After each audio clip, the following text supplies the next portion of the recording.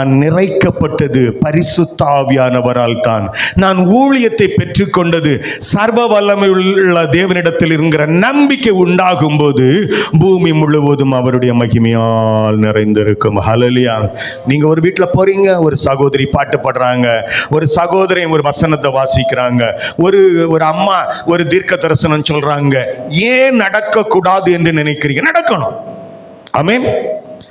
நடந்தாதான் பூமி முழுவதும் அவருடைய மகிமையால் நிரப்பப்படுகிற அந்த ஊழியத்தில் நான் உடன் பங்காளி என்கிற ஒரு உணர்வு உங்களுக்கு வரும். ஆமென்.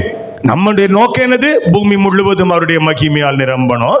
பூமி முழுவதும் அவருடைய மகிமையால் நிரம்பணும்னா அன்றைக்கு இயேசு கிறிஸ்துடைய காலம் நடந்தது போல காணவர் கல்லண வீடாக இருக்கட்டும், சப்பானி நடக்கிறதாக இருக்கட்டும், கூனனும் குருடனும் பார்க்கிறதாக இருக்கட்டும், இப்படி பல அதிசயங்களும் அற்புதங்கள் நடக்கணும்.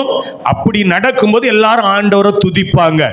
மகிமை பொருந்தின நாமத்தை எல்லாரும் துதிக்கும் போது பூமி முழுவதும் அவருடைய மகிமையால் நிறைந்திருக்கும். ஹல்லேலூயா.